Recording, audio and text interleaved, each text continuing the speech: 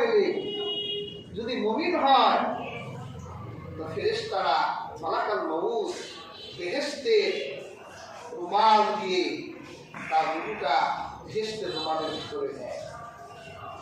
তখন আকাশে গেলে আকাশের ফেরেশতারা বলে, এই এটা কার রূহটা কার? ফেরেশতা জবাব দেয়, অমুকের পুত্র অমুকের। বাহ, কি সকল হলো! রূহটা আকাশে চলে এসেছে, সম্মানে আকাশের দরজাগুলো খুলে দেওয়া হয়। সুবহানাল্লাহ। আবার যখন আকাশে নেওয়া হয়, ফেরেশতারা বলে, কার? তো অমুকের পুত্র অমুক বড় ফাজের ছিল, পাপী বদকার ছিল, কাফের ছিল। ফেরেশতারা বলে, এর জন্য আকাশের দরজা খোলা হবে না। দুর্গন্ধময় রুমালের ভিতরে রূহটা নিয়ে সপ্তম আকাশের নিচে জাহান্নামের একটা জায়গাটার নাম সিজ্জিন, সেই সিজ্জিনের ভিতরে রূহটা রেখে দাও। সিদরাতুল মুনতাহা এই জন্য বলা হয়, মুমিনের রূহ ওই শেষ প্রান্তে গিয়ে অবস্থান করে, এই জন্য এই জায়গাটার নাম সিদরাতুল মুনতাহা। অনেকের মতে, আবার অনেকেই বলেছেন, শহীদরা যখন ইন্তেকাল করে সেই শহীদদের রূহ যেহেতু সম্মান আছে, সেই জন্য আমার আল্লাহ রব্বুল আলামিন সিদরাতুল মুনতাহায় শহীদদের রূহগুলোকে রেখে দেয়। প্রিয় হাজরিন, আল্লাহ রাসূল সিদরাতুল মুনতাহা গেলেন। কুরআন কারীমে আল্লাহ পাক সিদরাতুল মুনতাহা কি আজীব বর্ণনা দিলেন। ইনতাহা জান্নাতুল মাওয়া। আল্লাহ পাক বলেন সিদরাতুল মুনতাহা হলো জান্নাতুল মাওয়ার কাছে। সুবহানাল্লাহ, সুবহানাল্লাহ। জান্নাতুল মাওয়া এটা জান্নাতের একটা এলাকার নাম।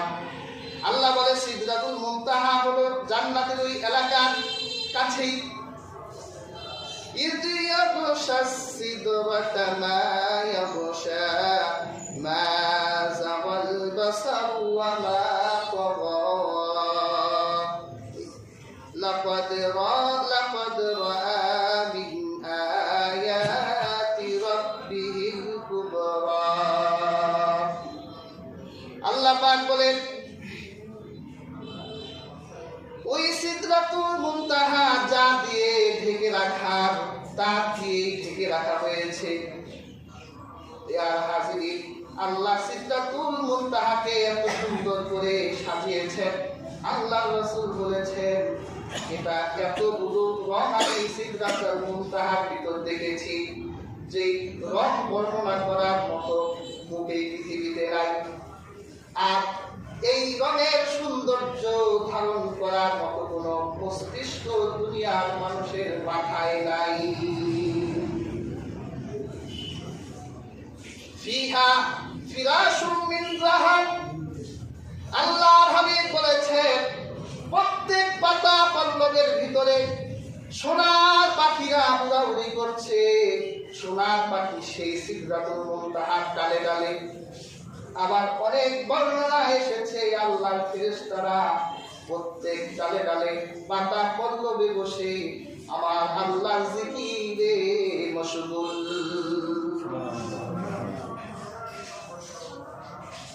প্রিয় হাজিরিন, আল্লাহ রাসূল সিদরাতুল মুনতাহার বর্ণনা দিয়েছেন। আল্লাহ রাসূল বলেছেন, এই সিদরাতুল মুনতাহা এক একটা পাতা হলো হাতির কানের মতো আকৃতির। হাতির কান দেখছেন না? এক একটা পাতার আকৃতি হাতির কানের মতো। আর আরবের ভেজর এলাকার মটকাগুলো, যে কলসগুলো আছে, এইরকম মটকার মতো এক একটা ফল। আল্লাহ হাবিব মুহাম্মদ সাল্লাল্লাহু আলাইহি ওয়াসাল্লাম বলেছেন, কোন আরোহী যদি ঘোড়ায় বসে এক একটা পাতার ছায়ার এক প্রান্ত থেকে আরেক প্রান্তে অতিক্রম করে, তাহলে তার 100 বছর সময় লেগে যাবে। সুবহানাল্লাহ। 1 লক্ষ আরোহী একই সাথে এক একটা ছায়া নিচ দিয়ে কবল করতে পারবেন। সুবহানাল্লাহ।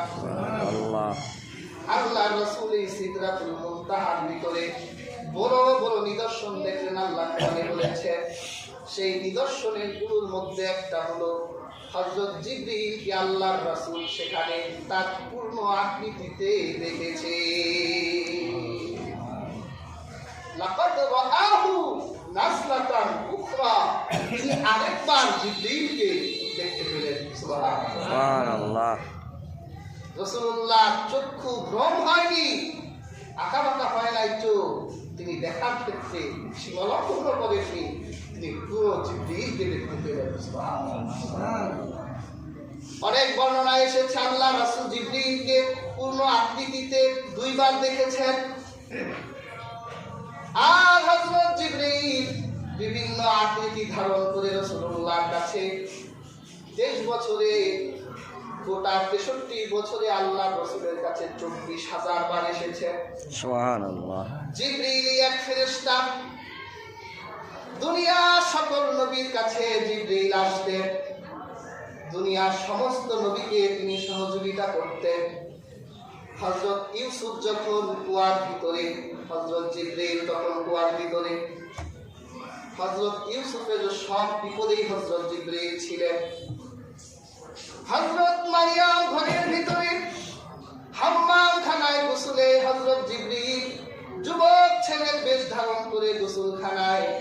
মারিয়াম তো লজ্জিত, ভয় পেয়ে গেলেন, এরে যুবক আল্লাহকে ভয় করো। তখন জিবরীল বলল, ভয় পেও না, আমি আল্লাহর পাঠানো ফেরেশতা হযরত জিবরীল। সুবহানাল্লাহ। হযরত ঈসা আকাশে গেলেন, হযরত ঈসাকে জিবরীল আকাশে নিয়ে গেছেন। দুনিয়ার সমস্ত নবীর কাছে হযরত জিবরীল আসতেন। আমার পেয়ারা রাসূলের কাছে হযরত জিবরীল 24,000 বার এসেছে। সুবহানাল্লাহ। 6 বছর বয়সে একবার এলেন, আল্লাহ রাসূলকে ধরেই রাসূলুল্লাহর বুকটা ফেলে দিলেন। আল্লাহ রাসূলের বুকের ভিতর থেকে রাসূলুল্লাহ হৃদয়টা বের করলেন, লাল রক্তগুলো সরাই দিলেন, বেহেশতের পানি দিয়ে রাসূলুল্লাহ হৃদয়টা ধুইলেন। সেইবার রাসূলুল্লাহ প্রথম জিবরীলকে দেখলেন, আসল রূপে দেখেন নাই। 34 বছর পর আল্লাহ রাসূল নবী হবেন, দুনিয়ার মানুষের কাছে নবী হিসেবে প্রকাশিত হবেন, রাসূল হিসেবে প্রকাশিত হবেন। 34 বছর পর আল্লাহ রাসূল নবুয়তের 6 মাস আগে আজিব আজিব স্বপ্ন রাতে দেখেন, দিনের বেলা দেখেন রাসূলুল্লাহ তার স্বপ্নগুলো সত্য হয়ে যাচ্ছে। আল্লাহ আসমানি প্রশিক্ষণ দিতে লাগলেন। আল্লাহর হাবিব সাল্লাল্লাহু আলাইহি ওয়াসাল্লামের মধ্যে একটা ভয় কাজ করতেছে, আমি এমন স্বপ্ন দেখি কেন, আর দিনের বেলায় সত্য হয় কেন। অর্থাৎ জিবরীল এখন দীর্ঘ সময় আল্লাহ রাসূলের সাথে থাকবেন, কানেকশন করছেন হযরত জিবরীল। আল্লাহ রাসূলের আর জনপদে জনমানব মানুষের সাথে আর ভালো লাগে না, একা একা ভালো লাগে। আল্লাহ রাসূল নিজের ঘর ছেড়ে, কাবা ছেড়ে, হেরা গুহা, যে হেরা গুহায় এখনো হেঁটে যায়, আর হেরা গুহা উপরে উঠতে 2 ঘন্টা সময় লাগে। এমন একটা পাহাড়, বাংলাদেশের পাহাড় তো আরবের পাহাড়ের কাছে কিছুই না, ছোট্ট দুধের বাচ্চার মতো। তাও বাংলাদেশের পাহাড়ে আপনি যখন উঠবেন ঘাম বের হয়ে যায় কিনা। আর আল্লাহ রাসূল সেই হেরা গুহার পাহাড়ে উঠলেন, 2 ঘন্টা সময় লাগে যেই পাহাড়ের উপর উঠতে। এই পাহাড়ের উপর উঠে আল্লাহ রাসূল 6 মাস পর্যন্ত একা একা থাকলেন, নফল নামাজ পড়লেন, তিনি ধ্যানে মগ্ন থাকতেন। হঠাৎ করে একদিন দেখে হেরা পাহাড়ের গুহার ভিতরে একটা মানুষ দাঁড়ায় আছে। আপনি এক জায়গায় অন্ধকার, চারদিক কিছু না, জনমানব ভিড়, বসে আছেন, হঠাৎ করে যদি দেখেন যে একটা মানুষ দরজার সামনে দাঁড়ায় আছে, কেমন লাগে? আল্লাহ রাসূল তো একটু ভয় পেলেন। আল্লাহ রাসূলকে বলল, ইকরা পড়ো। আল্লাহ রাসূল বলে আমি করি না।